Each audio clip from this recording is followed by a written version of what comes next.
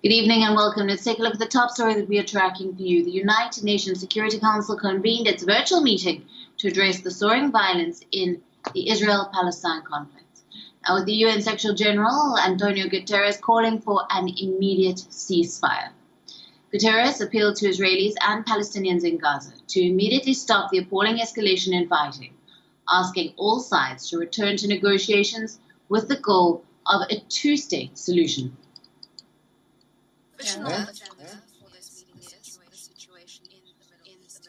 We meet today amid the most serious escalation in Gaza and Israel in years. The current hostilities are utterly appalling. This latest round of violence only perpetuates the cycles of death, destruction and despair, and pushes farther to the horizon any hopes of coexistence and peace. Fighting must stop. It must stop immediately.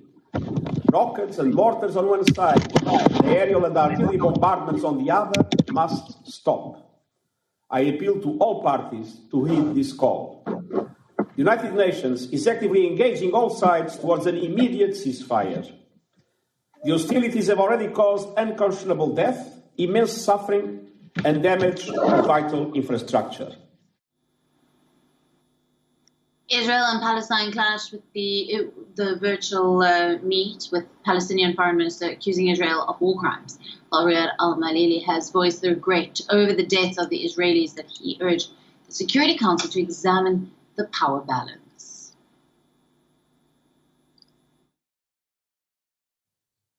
Israel is killing Palestinians in Gaza, one family at a time. Israel is trying to uproot Palestinians from Jerusalem, expelling families, one home, one neighborhood at a time. Israel is persecuting our people, committing war crimes and crimes against humanity.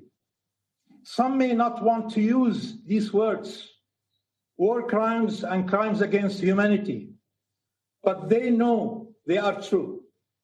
Israel is unapologetic and relentless in pursuing its colonial policies. Israel, on the other hand, said that the violence was premeditated by Hamas, urging for a condemnation of the group during the session. Iran had added that Hamas escalated tensions due to the internal Palestinian politics after the Palestinian Authority President Mahmoud Abbas delayed the elections.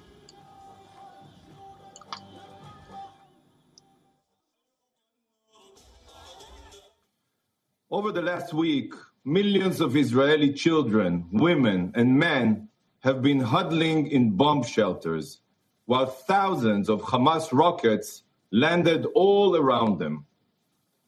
Hamas has murdered 10 people in Israel, Jews and Arabs, and hundreds of its rockets have fallen short upon the people of Gaza itself, killing Palestinian children and destroying Palestinian homes. Hamas is carrying out its terror attacks while hiding behind Palestinian houses, schools, and hospitals, deliberately using civilians as human shields. And now let's cut across live, where India is addressing the virtual meet of the UNSC. Part of an arrangement facilitated by the UN. We had also expressed our apprehension at the spread of violence to other parts of West Bank and Gaza. Today's open debate has been necessitated by the continuing violence which began in East Jerusalem a week back and is now threatening to spiral out of control. The events of the last several days have resulted in a sharp deterioration of the security situation. The indiscriminate rocket firings from Gaza targeting the civilian population in Israel, which we condemn, and the retaliatory strikes into Gaza have caused immense suffering and resulted in deaths, including women and children. India has also lost one of her nationals living in Israel in this rocket fire, a caregiver in Ashkelon. We deeply mourn her demise, along with all other civilians who have lost their lives in the current cycle of violence. We reiterate our strong condemnation of all acts of violence, provocation, incitement, and destruction. Immediate de-escalation is the need of the hour, so as to arrest any further slide towards the brink. We urge both sides to show extreme restraint, desist from actions that exacerbate tensions, and refrain from attempts to unilaterally change the existing status quo, including in East Jerusalem and its neighborhood. Jerusalem has a special place in the hearts of millions of Indians who visit the city every year.